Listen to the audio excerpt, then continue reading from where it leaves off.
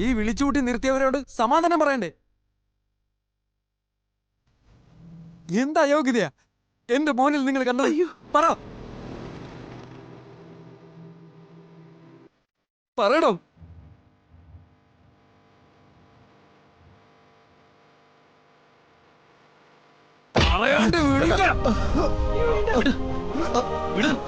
നിങ്ങൾ എന്തായി കാണിക്കുന്നേ?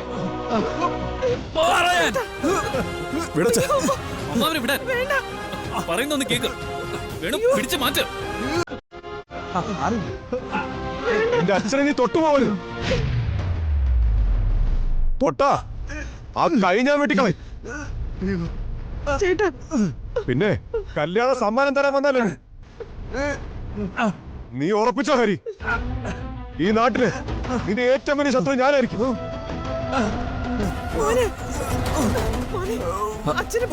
അങ്ങോട്ട് സൂക്ഷിച്ച് മാറി, ഞാൻ വിളിക്കാം.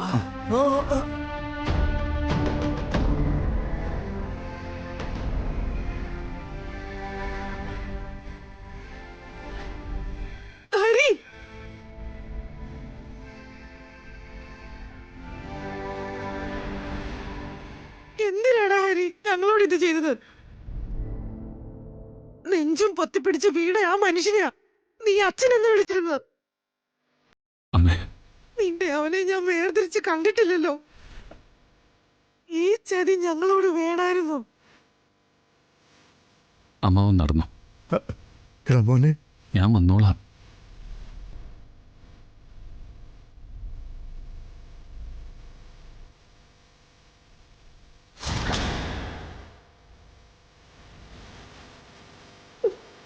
അമ്മേ,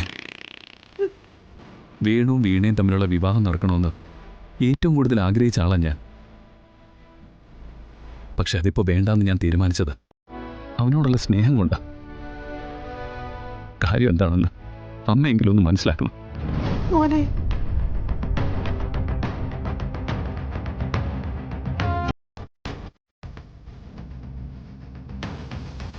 വീണ ഗർഭിണിയാണ്.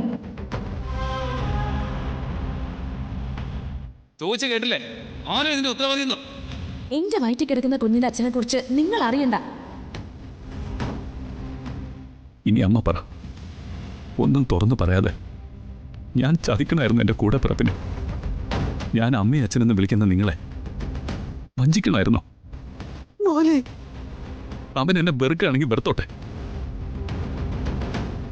എന്നെങ്കിലും ഒരിക്കൽ അവൻ എന്നെ മനസ്സിലാക്കുവാണെങ്കിൽ മനസ്സിലാക്കട്ടെ. അമ്മ ഇത് മറ്റാരോടും പറയാതിരുന്നാൽ മതി. ഒരിക്കലും. ഗതികേടാ അമ്മേ. ഇപ്പൊ ഇവിടുന്ന് പോയ അമ്മാവന്റെയും എന്റെയും ഗതികേട്. ഇനിയുള്ള കാലം മുഴുവൻ ഈ ഗതികേട് മുഴുവൻ ഞാൻ ചുമന്ന് നടക്കണം. ഇത് വേണുവിനോട് പോലും അമ്മ പറയണ്ട. ഇതെന്റെ മനസ്സൊന്ന് ആശ്വസിക്കാൻ വേണ്ടി ഞാൻ പറഞ്ഞതേ ഉള്ളൂ. അമ്മ ചെല്ല, അവന് ദേഷ്യം വരണ്ട.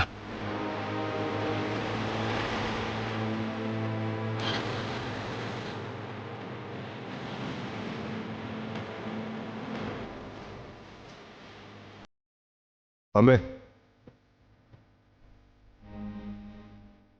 എന്താ അവൻ പറഞ്ഞത്? അച്ഛൻ വീണ് കിടക്കിയ അമ്മ അങ്ങോട്ട് ചെല്ല്. ഇനി അമ്മ എന്നുള്ള വിളിയായിട്ട് അവൻ ഉമ്മർത്ത് വന്നാലേ ചൂലെടുത്ത് അടിച്ചിറക്കിക്കോണം.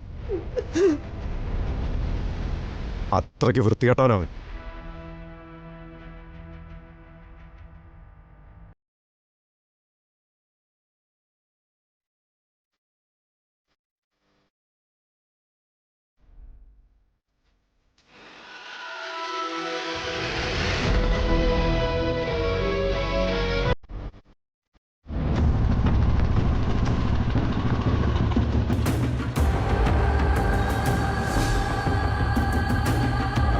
ഇതിനിടെ അച്ഛനോടെ പോയി. അത് അച്ഛൻ വല്യച്ഛനെ കാണാൻ പോയല്ലേ? പോയി. ഒരിക്കൽ കൂടി ഒന്ന് കണ്ട് സംസാരിച്ചു നോക്കാമെന്ന് കരുതി പോയതാ. പക്ഷേ ശത്രുക്കളുടെ വാക്കിനിപ്പോ ഏട്ടന്റെ മനസ്സിൽ സ്ഥാനമില്ല. അച്ഛൻ പോകണ്ടായിരുന്നു. നിത്യച്ച കണ്ടോ? അവള് വന്നു. നിങ്ങളെയും കൂട്ടി കല്യാണത്തിന് ചെല്ലണം, അനുഗ്രഹിക്കണം എന്നൊക്കെ പറഞ്ഞു. നിന്റെ വിവാഹത്തിനെ നിന്നെ അനുഗ്രഹിക്കാൻ പറ്റില്ലെന്ന് മുഖത്തു നോക്കി പറയേണ്ടി വന്നു. പാവം എന്റെ മോള്. ആ, ഇനി അവളുടെ ശാപം കൂടി വീണോട്ടെ. അമ്മ കല്യാണത്തിന് എന്തായാലും പോകുന്നു പറഞ്ഞ് ഒരുങ്ങിക്കൊണ്ടിരിക്കുക. അതിന്റെ ആവശ്യമില്ലായിരുന്നു. ഞാനത് പറഞ്ഞോളാം. ആ സുധി, സാറെ വിളിച്ചോ? സാറ കാതറിനെ കൂട്ടാൻ പോയിരിക്കുക. അവർ രണ്ടുപേരും കൂടി മണ്ഡപത്തിലേക്ക് വരും. അവസാനത്തെ പ്രതീക്ഷയാണ് കേട്ടോ പെൺകുട്ടി. അവൾക്കത് തടയാൻ കഴിയട്ടെ.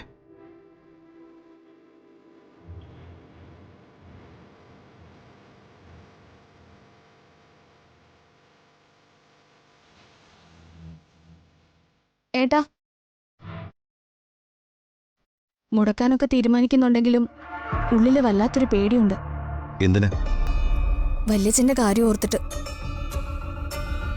ഇതൊക്കെ കണ്ടിട്ട് എന്തെങ്കിലും സംഭവിച്ചു പോയാ? ഒന്നും ഉണ്ടാവില്ല. നമ്മള് ചേച്ചിയുടെ നന്മ മാത്രമല്ല ഉദ്ദേശിക്കുന്നുള്ളൂ. അല്ല, നീ ഇതെങ്ങോട്ടാ പോകുന്നത്? കല്യാണത്തിന് പോകുന്നില്ലെന്ന് ഞാൻ പറഞ്ഞതല്ലേ? ഞാൻ കല്യാണത്തിന് പോകുമെന്ന് ആര് പറഞ്ഞു? തെക്കേലെ മിനിയില്ലേ, അവൾ ആശുപത്രിയിലേക്ക് കൂടെ ചെല്ലുമെന്ന് എന്നോട് ചോദിച്ചു. അതിന്റെ ആവശ്യം എന്താ? അവളുടെ കൂടെ പോകാൻ അവിടെ ആളുണ്ടല്ലോ. അയൽപ്പക്കക്കാരൊരു സഹായം ചോദിച്ചാ ചെയ്യാൻ പറ്റില്ല എന്ന് പറയാൻ പറ്റുമോ? അവൾ ഒരുങ്ങി നിന്നിട്ട് എന്നെ വിളിച്ചു. ഞാൻ പോയിട്ട് വരാം. ആ എടീ, തലവേദന എടുത്തിട്ട് വയ്യ, നീ ഒരു കാപ്പിട്ടെ. ഞാൻ ശ്രുതിയോട് പറയാം. അവൾക്കതിന്റെ കൈയും കണക്കൊന്നും അറിയില്ല. നീ തന്നെ ഇട്ടെന്നാ മതി. എന്നിട്ടേ ആ ബാം കൂടി ഇങ്ങെടുക്ക്. എന്റെ പോക്ക് മുടക്കുവാണോ? നിങ്ങൾക്കൊരു തലവേദന ഇല്ലെന്ന് എനിക്കറിയാം. ഞാൻ പറഞ്ഞത് കള്ളാണെന്ന് നിനക്ക് മനസ്സിലായിട്ടുണ്ടെങ്കിൽ നീ പറഞ്ഞ കളവും എനിക്ക് മനസ്സിലായിട്ടുണ്ട്. ഒരു ബഹളവും തർക്കമൊന്നും വേണ്ട, ഇവിടെ ഇരുന്നാ മതി. എന്തൊക്കെയാ നിങ്ങൾ ഈ കാണിച്ചു കൂട്ടുന്നത്? ഇതൊക്കെ മനുഷ്യന്മാർക്ക് പറ്റിയതാണോ? നീ ചെല്ല്. ആകെ നിയന്ത്രണം വിട്ട് നിൽക്കുന്ന അവസ്ഥയില ഞാൻ.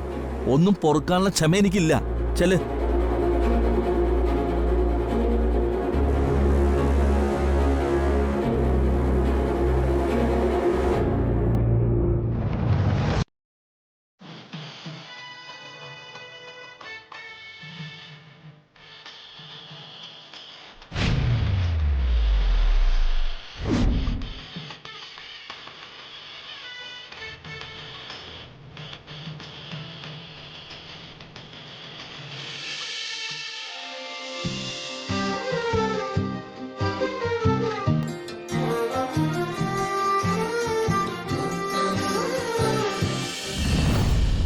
സദാനന്ദേട്ടന്റെ മുഖത്ത് എന്താ ഒരു സന്തോഷമില്ലാത്തത്?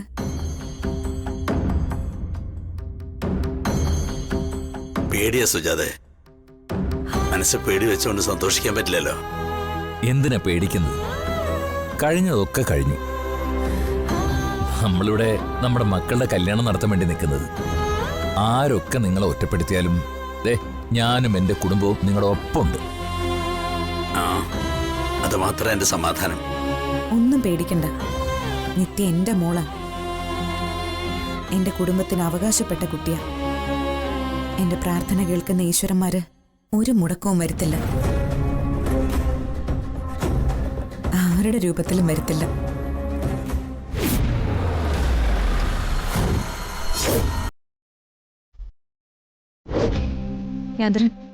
പറഞ്ഞതൊക്കെ ഓർമ്മയുണ്ടല്ലോ? ഉണ്ട്. നമ്മളെല്ലാവരും ഒരു റിസ്ക്കാണ് എടുക്കുന്നത്. പക്ഷേ നിത്യ നമ്മളെ പോലെയൊന്നുമല്ല. സ്നേഹം കാണിക്കുന്ന എല്ലാവരും ആ കുട്ടി വിശ്വസിക്കും. ജീവൻ അതിപ്പോ ഭംഗിയായിട്ട് ചെയ്യുന്നുണ്ട്. കാതറിൻ കടന്നുപോയ സങ്കടങ്ങളിലൂടെ ഒരിക്കലും നിത്യയ്ക്ക് പോകേണ്ടി വരരുത്. സാറാ, നിങ്ങൾ എന്നെ ഒരുപാട് നിർബന്ധിച്ചു. അപ്പോഴൊന്നും ഞാൻ സമ്മതിച്ചില്ല. നിങ്ങളുടെ കൂടെ വരാമെന്നൊരു തീരുമാനം എടുത്തപ്പോ ഞാൻ എൻ്റെ മനസ്സിനോടൊന്ന് പറഞ്ഞിട്ടുണ്ട്. ഞാൻ പ്രതികാരം ചെയ്യാൻ പോവാ. എന്റെ ജീവിതം നശിപ്പിച്ചവനെ നേരിടാൻ പോവാ. അതിനൊരു മാറ്റം ഇനി ഉണ്ടാവില്ല. നമുക്ക് മണ്ഡപത്തിലേക്ക് പോവാം. കാതറിന് ഇറങ്ങ്.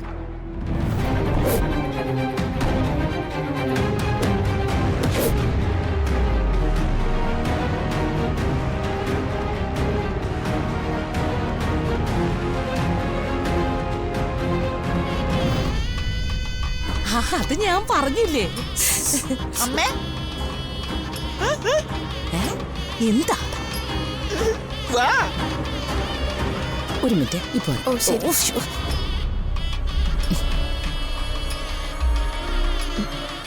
എന്താടാ?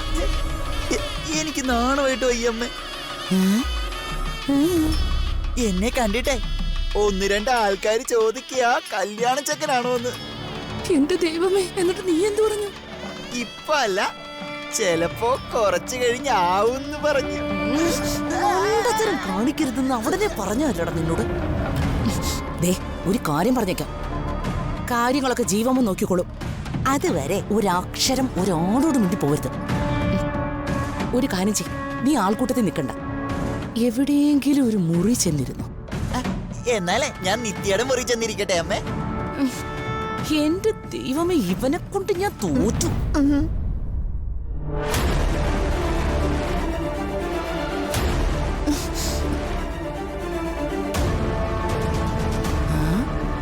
എന്താ അമ്മേ? അത് അവളല്ലേ, ആ സുജാതയുടെ അയൽക്കാരി സാറ. ഇവളല്ലേ ശിവേട്ടന്റെ മകളുടെയും കൂടെ കല്യാണം മുടക്കാൻ ഇറങ്ങി തിരിച്ചത്. എന്നാ അമ്മ ചെന്ന് അവളെ പുറത്താക്കും. അല്ല, അവളുടെ കൂടെ ആരാണാവോ? എന്തായാലും നല്ല ഉദ്ദേശത്തോടെ അല്ല വരവ്. ഞാനേ ചെന്ന് ജീവനെ ഒന്ന് നോക്കട്ടെ. ഞാനും വരാം അമ്മേ. നീ ഇവിടെ അടങ്ങി ഒതുങ്ങി നിന്നാ മതി. പറഞ്ഞത് കേട്ടല്ലോ.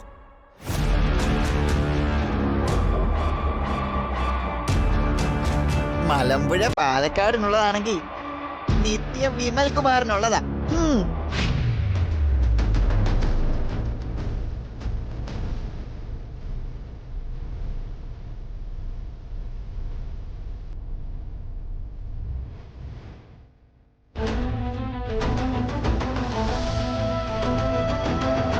അമ്മാവൻ മരണം തിരഞ്ഞെടുത്തപ്പോൾ അത് തടയാൻ എൻ്റെ മുന്നിൽ വേറെ മാർഗമൊന്നും ഉണ്ടായിരുന്നില്ല.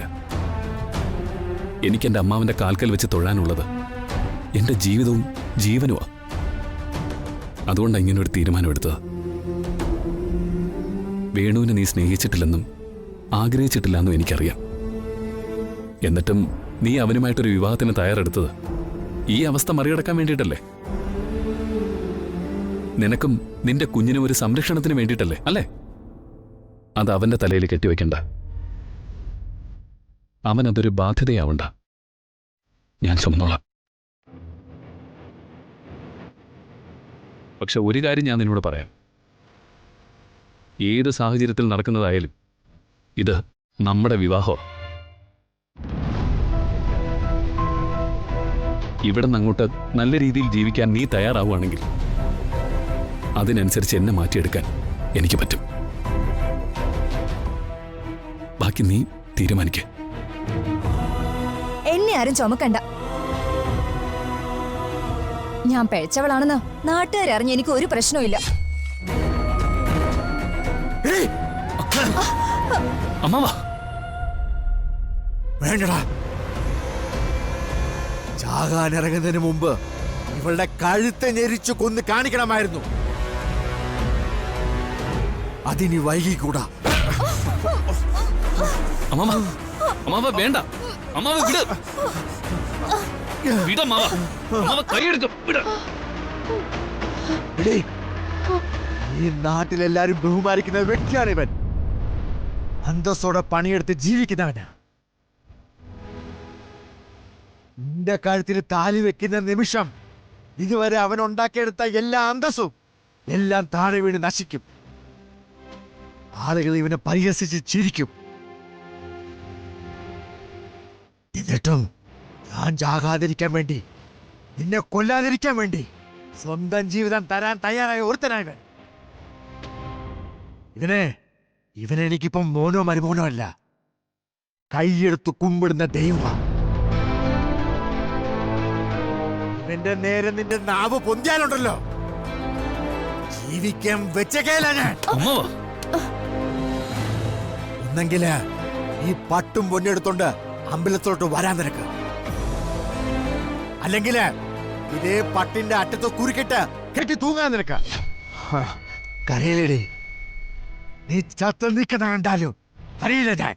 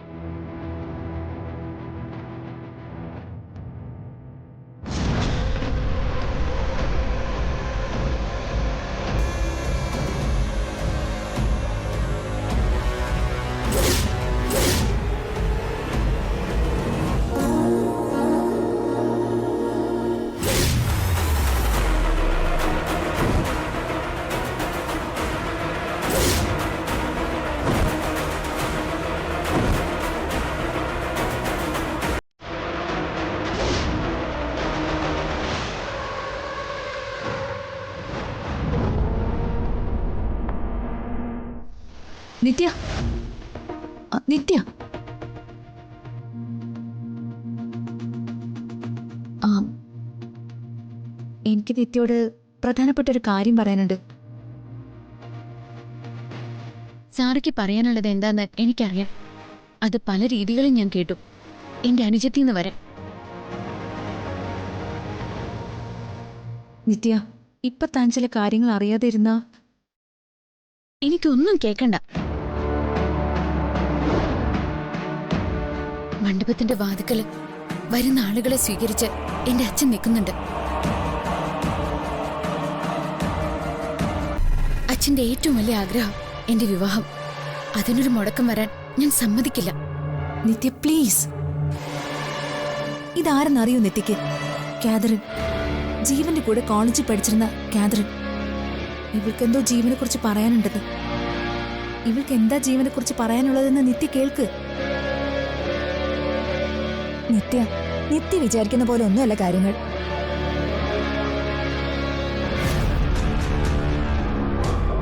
എന്താ മോളെ ഈ വേഷത്ത് തന്നെ നിൽക്കുന്നേ? ഒരുങ്ങില്ല ഇതുവരെ? ആ അതച്ചാ, ഇവരുമായിട്ട് സംസാരിച്ച് അതിനൊക്കെ ഇനി നേരം ഉണ്ടല്ലോ. മോളകത്ത് പോയി ഒരുങ്ങാൻ നോക്ക്. ചെല്ലു മോളെ.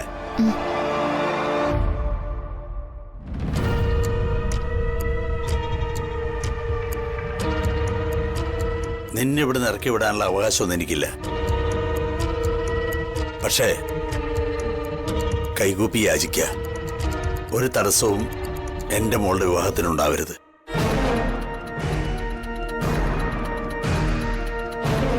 ഒരച്ഛന്റെ അപേക്ഷയാ.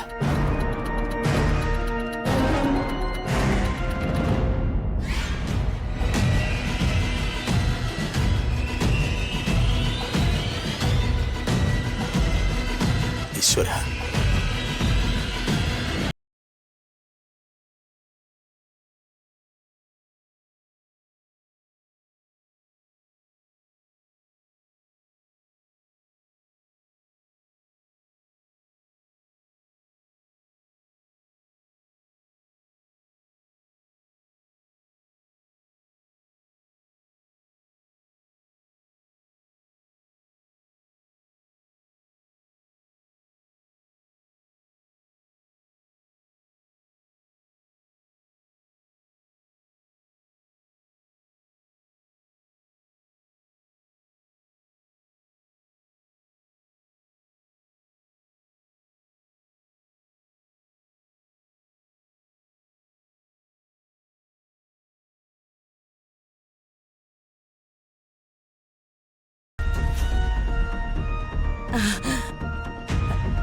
അവര് നിത്യ കണ്ടോ? കണ്ടോന്നോ? കണ്ടൂന്ന് മാത്രമല്ല, തടഞ്ഞു നിർത്തി എന്തോ പറയാനും ശ്രമിച്ചു. സാറയുടെ പറച്ചില് കഴിഞ്ഞപ്പോഴേ കാതറിനെ കൊണ്ട് പറയിപ്പിക്കാനായിരുന്നു ശ്രമം. പക്ഷെ അത് നടന്നില്ല. അപ്പോഴേക്ക് ഏട്ടൻ വന്ന് ഒരുങ്ങാനാന്നും പറഞ്ഞ അകത്തേക്ക് പറഞ്ഞു വിട്ടു. എന്നിട്ട് അവരവിടെ പോയി. അവരിതിനകത്ത് തന്നെ എവിടെയോ ഉണ്ട്. അല്ല, ഒരു കണക്കിന് നോക്കുകയാണെങ്കിൽ അവര് കല്യാണം മുടക്കുകയാണെങ്കിൽ അങ്ങ് മുടക്കട്ടെ. അതല്ലേ നമ്മുടെ ഒക്കെ ആഗ്രഹം. അത് ശരിയാവില്ല അമ്മായി. അതിനെന്താ കുഴപ്പം? സാറ കാതറിനെയും കൂട്ടി വന്നിരിക്കുന്നത് അവസാനത്തെ കളി കളിക്കാനാ. ആര് ഈ കാതറിൻ? അതൊക്കെ ഞാൻ പിന്നീട് പറഞ്ഞുതരാം.